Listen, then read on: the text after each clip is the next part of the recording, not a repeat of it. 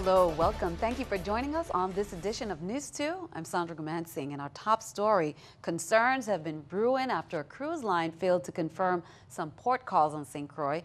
Governor Mapp went to meet with cruise executives this week to address the problem, but no clear word yet on the result of the trip. News 2's April Knight has more. Governor Kenneth Mapp is back in the territory after leaving for Miami on Tuesday. According to the governor, he was scheduled for a meeting with cruise line executives in light of some cruise ship cancellations. The governor mentioned the situation during his press conference on Tuesday, saying it could have been due to something said by a VI representative whom he refused to name. We will acknowledge that there seem to be some rapid changes taking place on the schedule of cruise visits to the island of St. Croix. We see a number of ships who are being pulled down off of the schedule. According to the Department of Tourism, there have been cancellations of port calls to St. Croix on Sunday, January 10th, and another on Sunday, March 13th. The department stated this does not signal a specific challenge or concern with St. Croix as a cruise destination. There's no official word yet from Government House on the result of that meeting between the governor and cruise line executives in Florida. A tourism department press release did say that the governor will be meeting with VIPA and WICO shortly after. During that press conference, Governor Mapp also took the chance to reiterate his administration's progress with the release of tax refunds. This year, we have pretty much paid all of the tax year 11, 12, and 13 refunds, and we have paid one of the last installments of the 2014 tax amounts that are due. According to Mapp, in 2015 alone, some $62 million in tax refunds were given out. But some residents might still be missing their refunds based on their individual cases. During this 10-year process from each of the tax years, there are always going to be changes and adjustments in the expected amount owed. In some instances, audits may reveal where some persons paid taxes may be owed refunds, and so there will always be some discussion that there's a tax refund owed for some prior year. Reporting for News 2, I'm April Knight. Meanwhile, in some cruise news, Royal Caribbean International's cruise line's newest ship, Anthem of the Seas, will make its inaugural call on St. Thomas on Tuesday, January 19th. The ship will berth at the West Indian Company dock from 8 a.m. to 5 p.m. It is the second of the new Royal Caribbean Quantum-class ships to call on our ports in just over a year. That came from Joseph Bichelti, who's the president and CEO of the West Indian Company. He said, "We are always pleased when cruise lines include the U.S. Virgin Islands on their itineraries of their newer, larger ships, and also pleased that WICO can berth it." It was voted Best New Ship of 2015 by a Cruise Hive Readers poll. In other news, WAPA advises the public that the pungent odor at the Estate Richmond power plant on Thursday is not propane gas, but mercaptan. Mercaptan is a harmless, pungent-smelling gas, they say, which has been described as having the stench of rotting cabbages or smelly socks. It is a substance used to odorize gaseous substances, which are odorless and colorless, for easier detection. Merlin Figueroa, who is the terminal manager for iPost, which operates the propane storage facility, said the displaced mercaptan vapors originated from the transfer of mercaptan at the LPG storage site. WAPA's acting CEO, Gregory Reimer, said, "We want to ensure the public that there was no propane gas release or spilling of mercaptan." Inquiring reports on Thursday, January 14th, court news rather, Daniel Ramos, 40, pleaded guilty in federal court on St. Croix to one count of interference with commerce by robbery and one count of using and carrying a firearm. On June 21st, 2014, court records indicate Ramon and Egdeberto Diaz, 46, entered Quality Foods located at Estate Castle Coakley, St. Croix.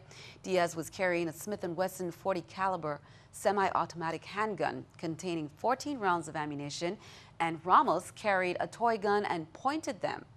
Ramos and Diaz removed $24,200 in cash and checks. They also took personal items belonging to the victims. Ramos faces a maximum of 20 years and $250,000 fine. Diaz pleaded guilty on August 18, 2015 to the same counts. District Court Judge Curtis Gomez sentenced Hugo Ogando, 37, to serve 60 months in prison And Mario de los Santos, 39, to serve 34 months in prison for conspiracy to possess cocaine with the intent to distribute. Judge Gomez also sentenced both men to serve 4 years of supervised release and pay a $100 special assessment. Ogando and De Los Santos pleaded guilty to conspiracy to possess cocaine with the intent to distribute on August 26, 2015 and August 24, 2015, respectively. As part of their pleas, Ogando and De Los Santos admitted that they agreed to sell 4.5 kilograms of cocaine. Members of the DEA arrested them on April 22, 2015. Deficiencies in the Virgin Islands Police Department, as we reported, were assessed by a private security consulting company, and the data from the analysis pinpointed several areas of improvement that can be made. Senator Novelle Francis, who is the chairman of the Committee of Homeland Security, Public Safety, and Justice, as well as the members of the 31st Legislature, met on Thursday to discuss these results. Here's more.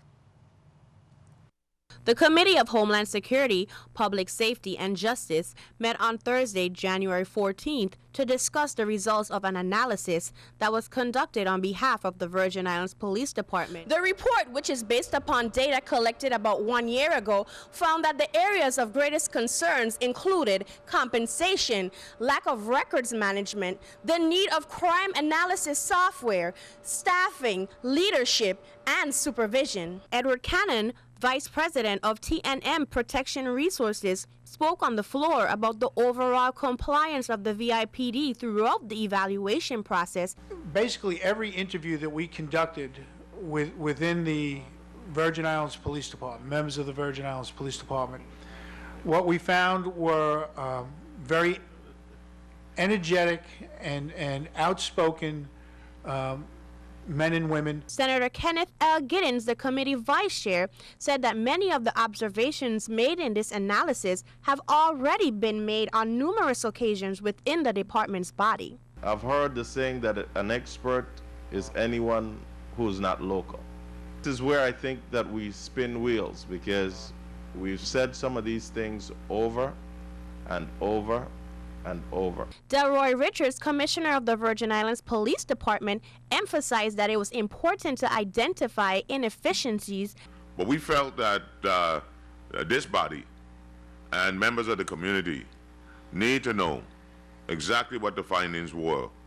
But it now gives us something from which we will build on. Stephanie Brown, News 2. Now, since the analysis was conducted over a year ago, officials have stated that the Virgin Islands Police Department have already acquired record management systems and are increasing salaries this month.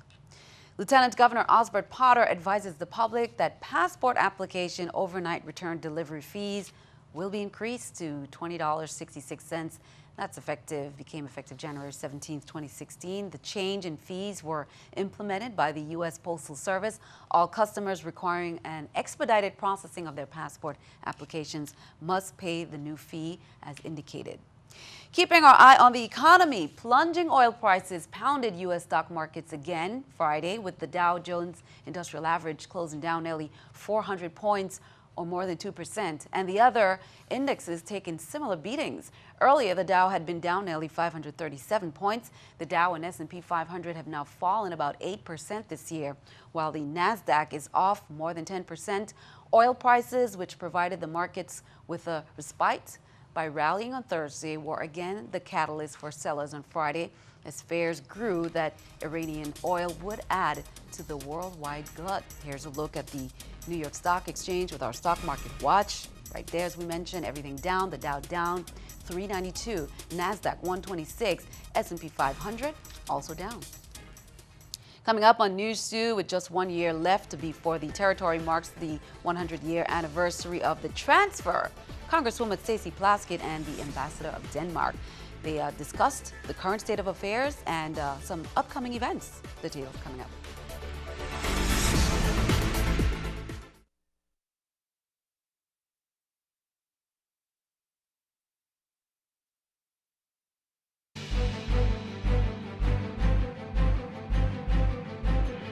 Welcome back. As of midnight last night, a realignment of Innovative cable channels took place on both islands.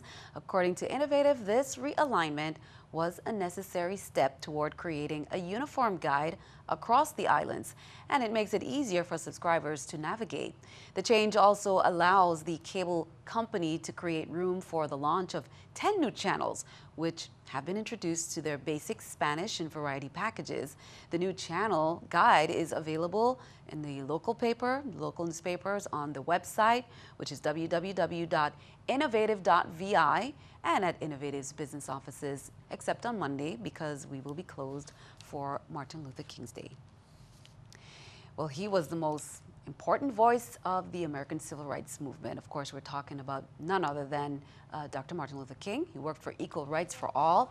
On August 28, 1963, Dr. Martin Luther King Jr. delivered his famous "I Have a Dream" speech at the Lincoln Memorial in Washington, D.C., and we will share some excerpts from this historic speech and more. Be sure to tune in to News 2 on Martin Luther King Day, which is Monday, January 20th at 7 p.m. and 12 a.m. as we recognize the legacy of Dr. Martin Luther King right here on CBS TV 2. With 1 year left before the territory marks the 100-year anniversary of the transfer, Congresswoman Stacey Plaskett and the ambassador of Denmark, Lars Loos, discussed the current state of affairs in the territory, as well as the upcoming centennial anniversary of the 1917 transfer of the Virgin Islands from Denmark to the United States.